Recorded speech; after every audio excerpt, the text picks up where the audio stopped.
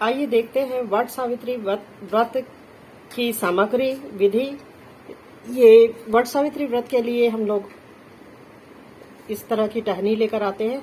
पहले दिन, जिस दिन वट सावित्री अमावस्या रहती है, उसके पहले दिन टहनी पेड़ से माफी मांग करके लाते हैं। इसमें टहनी जो लाते हैं हम, उसमें ये जो है ऐसा होना जरूरी होता है, ये कली होनी जरूरी होती है। 2 पत्ता और कली इस तरह का डगार लेकर के हम अपने सिर में रखकर लगाकर और कहानी सुनते हैं। तो ये इस तरह से जरूरी होता है। इसके बाद मैं आपको बताऊंगी क्या क्या सामग्री इसके लिए लगती है। तो ये इस तरह से हम लोग सेव बनाते हैं भोग चढ़ाने के लिए। ये बनाना जरूरी होता है। ये मैदा या आटे से बनाया जाता है मोयन डाल करके, और उसमें फिर चाशनी डाली जाती है। सबसे पहले हम लोग क्या करते हैं, जैसे चावल भिगाते हैं। चावल भिगा करके उसको हम लोग पीस लेते हैं बारीक, और पीस करके उसमें हल्दी मिला लेते हैं। तो इस तरह से ये चावल भिगाकर इसको हम लोग बोलते हैं रेहन। तो ये रेहन बना लेते हैं। अब इस रेहन को हम लोग लगाते हैं, एक ग्लास लेते हैं, ये इस तरह से ग्लास लेते हैं और ग्लास में इस रेहन को लगाते हैं। साथ में हम ये स्वास्तिक इसमें बना लेते हैं, रंग से, गुलाल से, कुमकुम से, किसी से भी बना सकते हैं, चंदन से। इसमें हम आम लेंगे, थोड़ा सा मटर और चना डाल देंगे, और थोड़ा सा दूध पानी डाल के इसको हमको रखना पास में जरूरी होता है। इसके साथ हम लेते हैं पंखा। पंखे को हम लोग इस तरह से चूड़ी और अक्षत, इसमें थोड़ा सा अक्षत, हल्दी और सुपारी इस तरह से बांध देते हैं। तो ये पंखा और ये ग्लास, ये दोनों सुहागिनें अपने हाथ में ही लेकर जाएंगी। अपने हाथ में ही लेकर जाना है, इसको छोड़ना नहीं, वापस आते समय अपने हाथ में लेकर आना है। तो इस तरह से हमको इसको लेकर जाना पड़ता है। साथ में गौर साठ का डिब्बा होता है मैथिल लोगों में, तो वो गौर साठ का डिब्बा भी लेकर जाते हैं। इसके अलावा बाकी सामग्री आप किसी से भी मंगवा सकते हैं, रख सकते हैं, या साथ में भी ले जा सकते हैं। फिर हम बनाते हैं इस तरह से, ये उड़द दाल को पीस करके, ये सफेद वाला जो है वो उड़द दाल को पीस करके इस तरह से 7 बनाते हैं।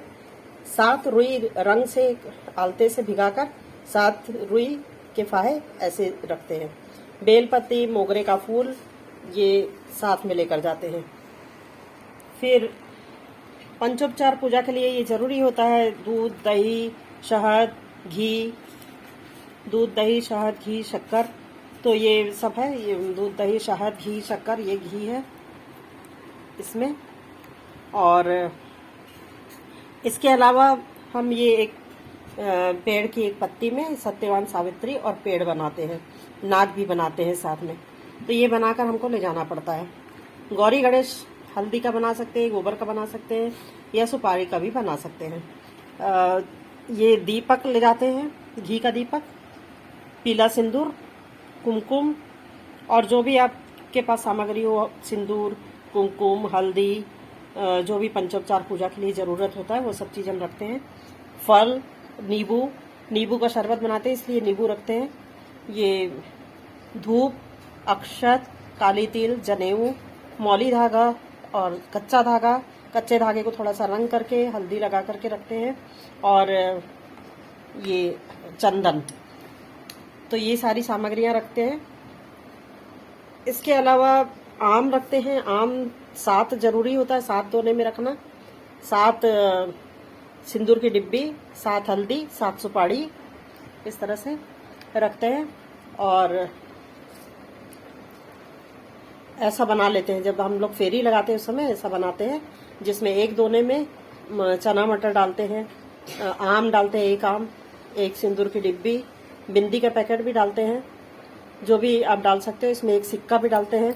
तो इस तरह से ये डाल करके फेरी लगाया जाता है। श्रृंगार की सामग्री, चूड़ी, चुनरी, आप साड़ी भी रख सकते हो, जो भी आपको रखना है, आपके पास जैसी शक्ति हो तो उसको रख लीजिए श्रृंगार के सामान में। कलश तैयार करते हैं।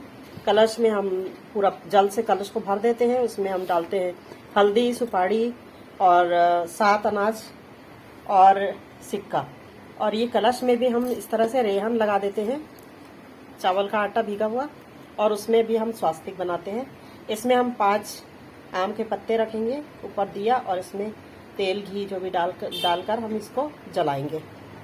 तो ये तैयारी है।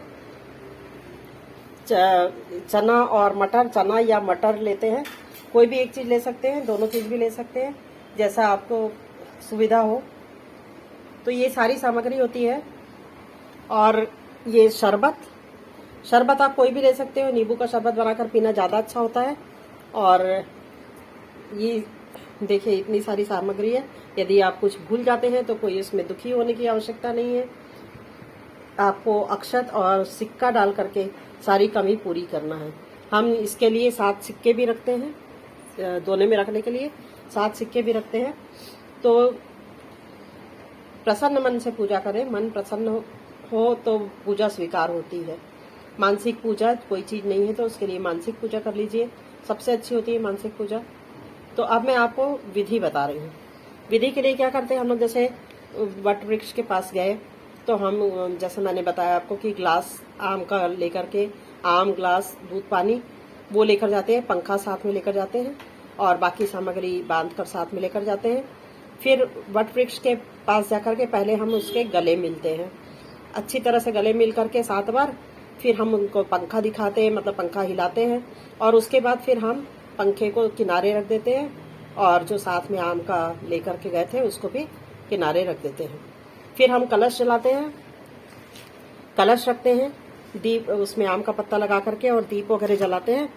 दीप जला करके फिर सामने गौरी गणेश रखते हैं और हम मन ही मन सभी देवी देवताओं का आह्वान करते हैं। शिव परिवार का आह्वान करते हैं, शंकर, पार्वती, गणेश, कार्तिकेय भगवान का और उनके वाहनों का, और उसके बाद विष्णु भगवान का, नारायण भगवान का, फिर सभी देवी देवताओं के बंधु बांधवों का, सबका हम लोग आवाहन करते हैं और आवाहन करके पूजा को स्वीकार करने की प्रार्थना करते हैं। हम लोग पहले ओम अपवित्रो पवित्राय नमः करके सबको पवित्र करते हैं और पवित्र करने के बाद पहले दीप जलाते हैं, दीप जलाने के बाद सब पवित्र करते हैं। पवित्र करने के बाद हम दीप की पूजा, गौरी गणेश की पूजा करते हैं। हम लोग जो मैथिली होते हैं उन लोग गौर साठ लेकर जाते हैं, तो पहले गौर साठ की पूजा करते हैं, गौरी को सिंदूर लगाते हैं, फिर वो सिंदूर को अपने माथे पर लगाते हैं। उसके बाद हम लोग पूजा प्रारंभ करते हैं। तो उसके बाद फिर हम लोग जो ये लेकर जाते हैं ना, ये सत्यवान सावित्री बनाए हैं जो, इसको हम लोग वहां पर पेड़ के नीचे रखते हैं और फिर हम इनकी सत्यवान सावित्री का भी आह्वान करके और उनकी भी पूजा करते हैं। तो इस तरह से सभी देवी देवताओं की पूजा करते हैं, विष्णु भगवान की, शंकर, पार्वती, गणेश, कार्तिकेय भगवान की, कुल देवी माता की, और सभी देवी देवताओं की पूजा करते हैं। उसके बाद पूजा करने के लिए हम लोग ये सब पंचोपचार जो साधन ले गए हैं उनसे पूजा की जाती है। फिर हम कच्चा धागा लेकर के फेरी लगाते हैं। फेरी लगाते समय दोनों हाथ कच्चे धागे का हम लोग पकड़ते हैं और फिर उसको 7 बार फेरी लगाने के बाद उसको वहीं पर पेड़ में खोस देते हैं।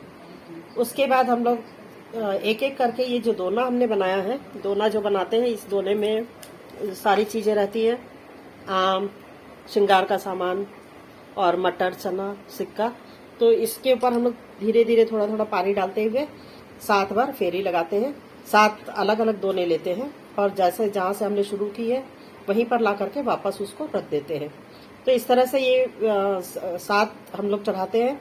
असली में विधान ये है कि 7 वट वृक्षों की पूजा की जाती है, परंतु 7 वट वृक्ष की पूजा करने आप कहाँ जा सकते हैं, तो शुरू से सभी लोग एक वट वृक्ष की पूजा 7 बार करते हैं।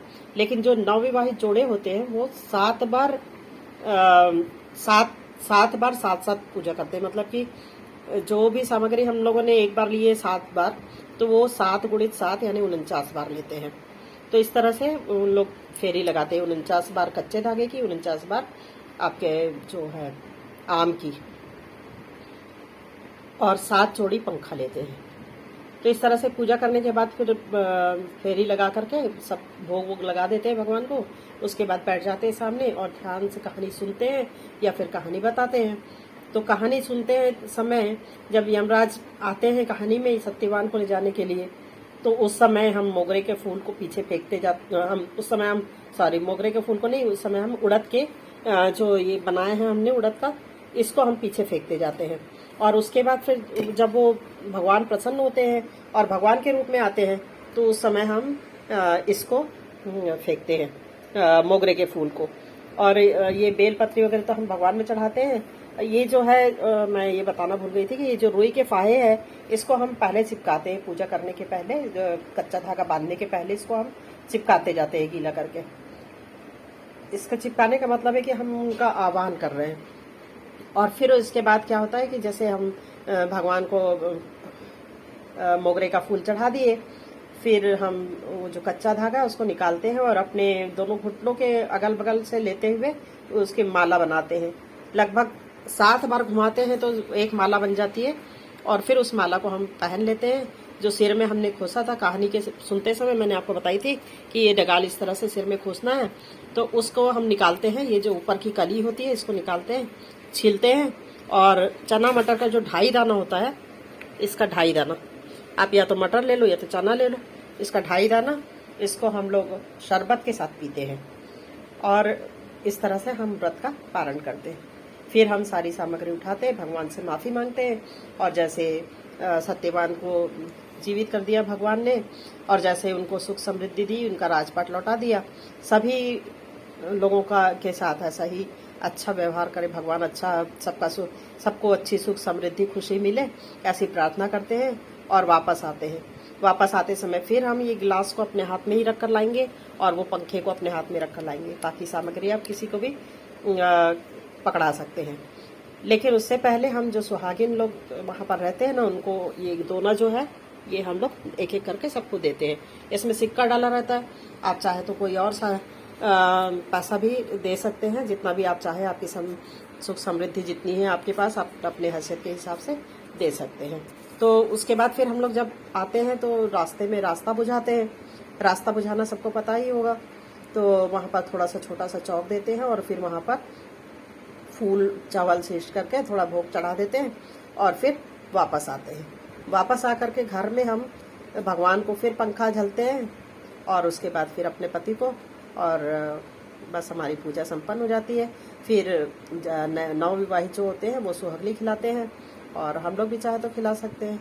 तो मेरी जो पूजा सामग्री आपने देखी और जो पूजा विधि देखी, यदि आपको पसंद आई हो तो प्लीज़ लाइक कीजिए, ना भी पसंद आई हो तो लाइक कीजिए, सब्सक्राइब कीजिए या फिर कमेंट कर दीजिए कि ना पसंद आई है करके। धन्यवाद दोस्तों।